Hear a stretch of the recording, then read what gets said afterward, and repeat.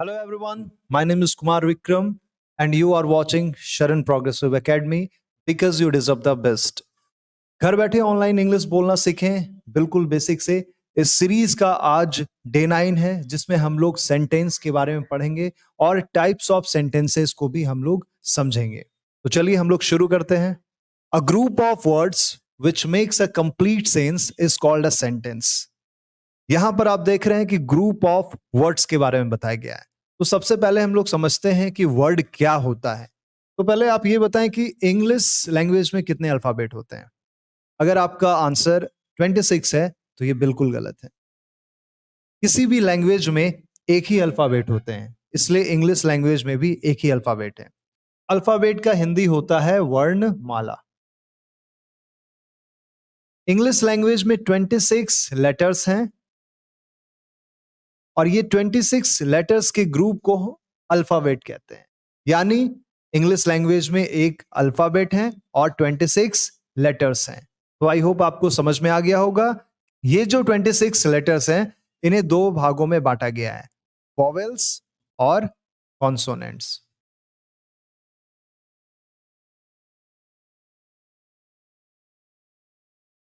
ए, ई, आई, ओ और यू, ये 5 वॉवेल्स और जो 21 बच गए वो कॉन्सोनेंट्स हैं।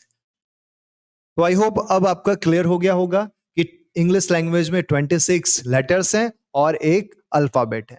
यहां आप देखें कि अल्फाबेट का हिंदी वर्णमाला, लेटर का हिंदी होता है अक्षर, वर्ड का हिंदी होता है शब्द और सेंटेंस का हिंदी होता है वाक्य। तो आप ध्यान देंगे कि अक्षरों से शब्द बनता है और शब्दों से वाक्य बनते हैं। इसलिए मैंने आपको यहाँ पे लेटर, वर्ड और सेंटेंस का हिंदी भी बताया है। अब हम लोग चलते हैं उस परिभाषा की तरफ।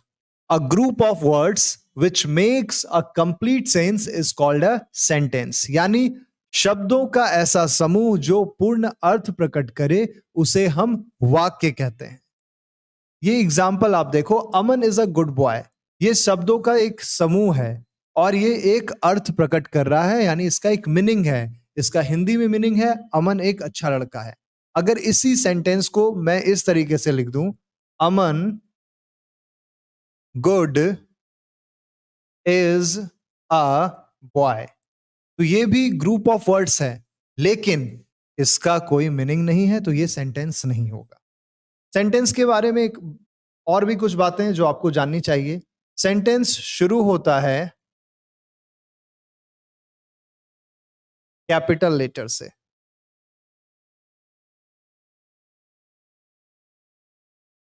और एंड होता है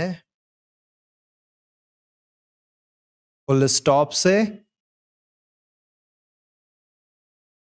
या क्वेश्चन मार्क से या एक्सक्लामेशन मार्क से। और एक सेंटेंस में सब्जेक्ट और प्रेडिकेट होते हैं। सब्जेक्ट और प्रेडिकेट को हम लोग डिटेल से किसी और वीडियो में समझेंगे। अभी मैं आपको एग्जाम्पल के तौर पे समझा देता हूं। अमन इज अ गुड बॉय, यहां पे अमन सब्जेक्ट है और सब्जेक्ट के अलावा जो भी बच गया वो प्रेडिकेट है। तो चलिए अब हम लोग टाइप्स ऑफ सेंटेंसेस की तरफ चलते हैं। इंग्लिश लैंग्वेज में सेंटेंस के टाइप्स को दो तरीके से बांटा गया है। पहला है बाय पर्पस और दूसरा है बाय स्ट्रक्चर। आज हम लोग पर्पस के आधार पर टाइप्स ऑफ सेंटेंसेस को पढ़ेंगे। पर्पस के आधार पे सेंटेंसेस का ये 5 टाइप है: assertive sentence, interrogative sentence, imperative sentence, exclamatory sentence, optative sentence. तो चलिए अब हम लोग बारी बारी से सारे टाइप को समझते हैं। तो सबसे पहला असर्टिव सेंटेंस यानी कथात्मक वाक्य। असर्टिव सेंटेंस को डिक्लेरेटिव सेंटेंस भी कहते हैं और हिंदी में इसे साधारण वाक्य भी बोलते हैं।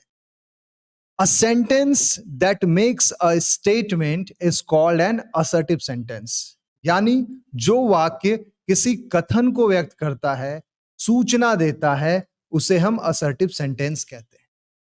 असर्टिव सेंटेंस के एग्जाम्पल मैं आपको दे रहा हूं, 2 एग्जाम्पल दे रहा हूं। पहला, आई एम अ बॉय, ये असर्टिव सेंटेंस है। और आपने देखा कि मैंने यहाँ पे फुल स्टॉप दिया है, यानी असर्टिव सेंटेंस फुल स्टॉप से एंड होता है। दूसरा, आई डू नॉट इट। तो आपने देखा कि एक यहां पे सिंपल सेंटेंस है और एक नेगेटिव सेंटेंस, यानी असर्टिव सेंटेंस में अफर्मेटिव सेंटेंस भी आते हैं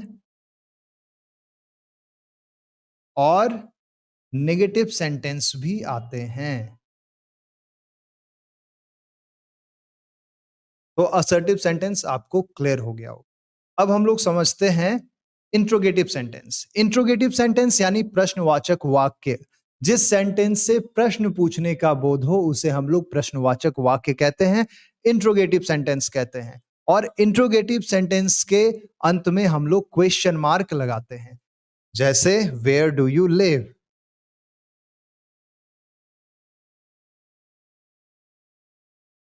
यहां पे मैंने क्वेश्चन मार्क लगाया। दूसरा, हाउ आर यू,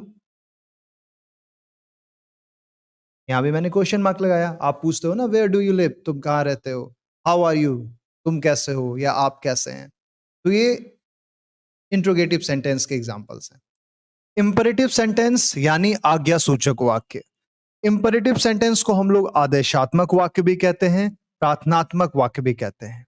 यानी कमांड देने के लिए, इंस्ट्रक्शन देने के लिए, ऑर्डर देने के लिए, रिक्वेस्ट करने के लिए जो सेंटेंसेस हम लोग यूज करते हैं वो सारे इंपरेटिव सेंटेंस होते हैं।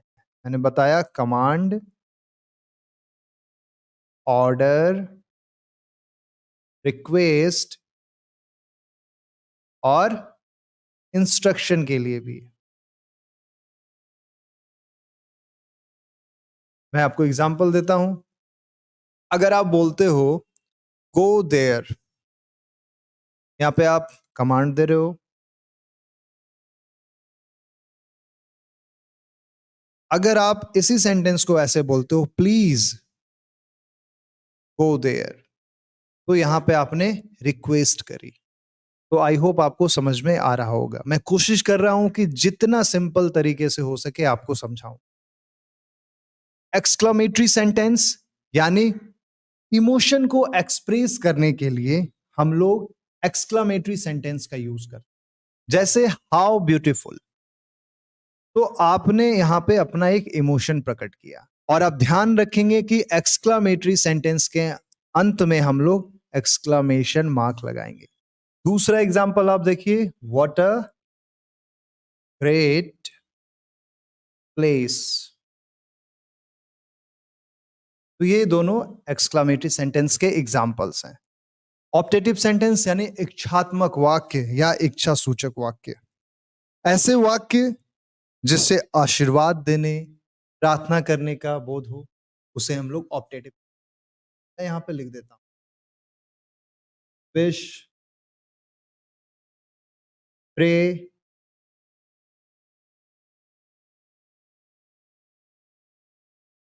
कर्स और place.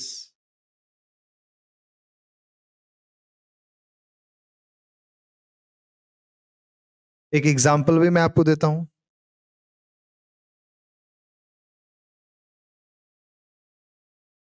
May God place you. Optative sentence में भी हम लोग एक्सक्लेमेशन मार्क का यूज करेंगे। दूसरा example, may God help you. तो ये सेंटेंस के 5 प्रकार थे जिसे मैंने आप लोगों को बताया। हम लोगों ने सेंटेंस का डेफिनेशन देखा, हम लोगों ने अल्फाबेट, लेटर, वर्ड, सेंटेंस को समझा, हम लोगों ने टाइप्स ऑफ सेंटेंसेस भी पढ़ा, कुछ एग्जाम्पल्स हम लोगों ने किए और यहाँ भी कुछ एग्जाम्पल्स आपको दिख रहे हैं. Assertive sentence, you are a good person. Interrogative sentence, why do you go? Imperative sentence, go there. Exclamatory sentence, we won. Optative sentence, God bless you. तो डे 1 से लेकर के डे 9 तक की जर्नी आपने तय कर ली है. अभी और भी हमें आगे पढ़ना है.